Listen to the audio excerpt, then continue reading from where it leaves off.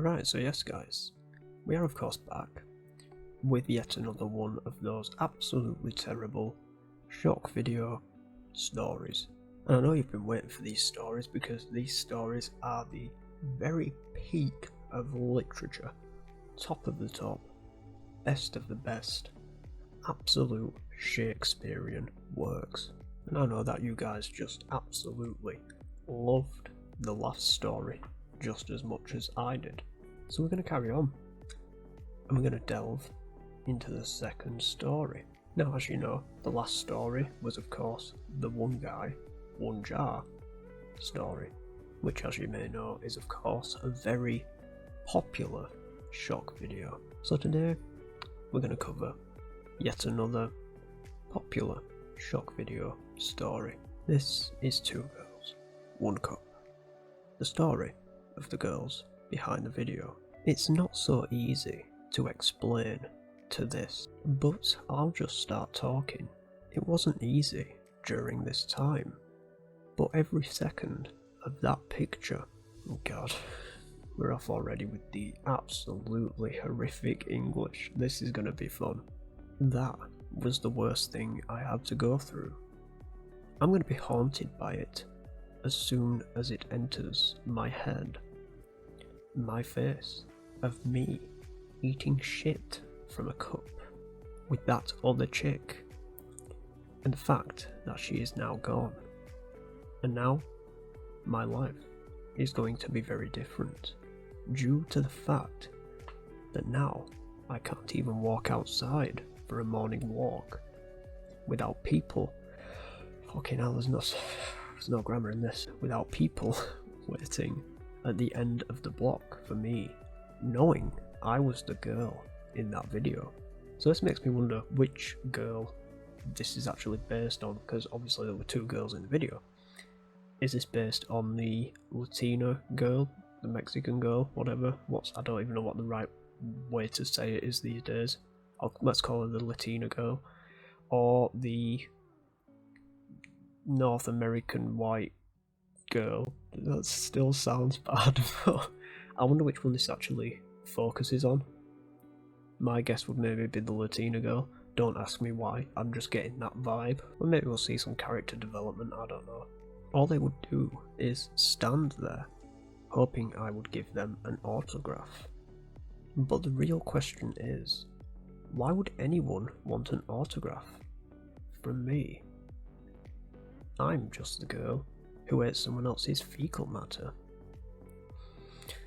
That is never a good memory for both ends. It all started when I was going to work. I used to work at a costume factory, and it was the Halloween season. We were way busier than normal, just because of the times. But when then we got an announcement from some unknown voice that was not my boss's, that there was a deal going on where if we worked overtime, we would instantly get our paychecks plus 20% more added to it. So I continued to work overtime, but I was literally the only one doing so, as everyone else already went home, not trusting the announcement voice. After work, I went into my boss's office and could not find him there. Suddenly, the power went out. It's a horror story. And I could hear a deep voice coming from the closet of his office. It was at night, was all dark, and I could barely move as I tried to slowly make my way back towards the door, so I can go home at last. However, once I tried to go home, I saw that there was a picture on the wall of a cup. It was some plastic cup that was empty, and was a rather normal looking painting. Pretty soon, I realised that I needed to get out, as I realised I wasn't just seeing things. Then I went to my car. That's when some black figure with a with a hood on came up behind me, put a bag over my head, and knocked me out. Right, well, this all seems a little bit unconsensual so far, and I'm pretty sure that's not how it worked out. And the girls in the video probably got paid big bucks. Obviously, I know this isn't a serious story, come on guys. I do like the little horror story vibe that they're trying to put into this. No, it's a clever little mix-up into the how the story probably went down in real life. I woke up in a kitchen. I was having makeup being put on me, and there was another girl that had a bottle of some brown substance. I was praying to God it wasn't what I thought it was. Until then, she told me, "Dinner will be served soon, my dear." I was rather confused and tried screaming and shouting for her to let me go. Then there was this man, just a random man. He looked like he had very poor hygiene and was wearing a trench coat. It's the Undertaker, I can confirm. He then told me, "Dinner will be served soon, my dear." Again, in the same way as the girl, probably with a less of a deeper voice, but yeah. And then said afterwards, "Things are gonna get crazy." I tried to fight back as he held me down and did breathing exercises while doing it. Suddenly, he knocked me out again, and I woke up in a dressing room. I had clothes that looked like some kind of expensive lingerie, and it seems like he was dressing me up for some kind of sick fetish video. Plus, there was cameras all over the place. That's when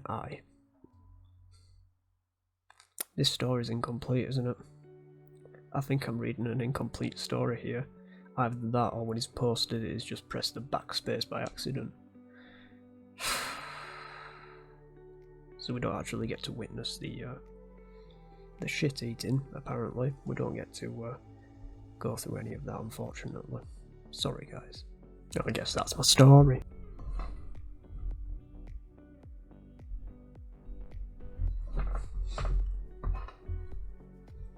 It was a long time since I had to star in that porn video, but now it will continue to haunt me till the day I die, thanks to all the people that watched it and continue to remind me of it when I walk down the street.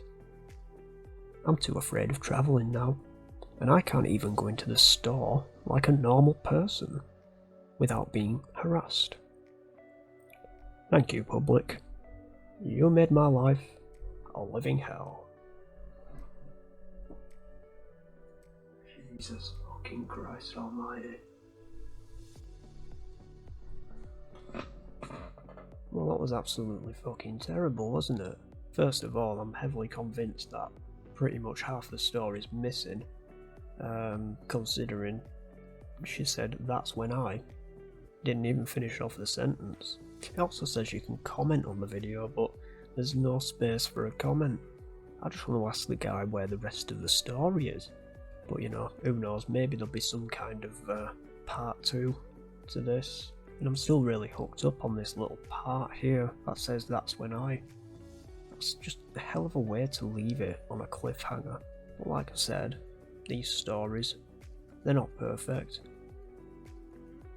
They're terribly written. And I think this one, for the most part, I mean at least the last one, it was easy to follow, whereas this one, it's just text on a screen. You know, the other one compared to this was a literal masterpiece. It was a work of art. It was literature in its finest moments. Shakespeare. You know, if you think I'm chatting shit, I completely agree with you, because I think I've just lost about 6 out of the 7 brain cells that I've currently got just on this story alone. So with that, I'm going to end it there, and I'm going to regenerate like Doctor Who.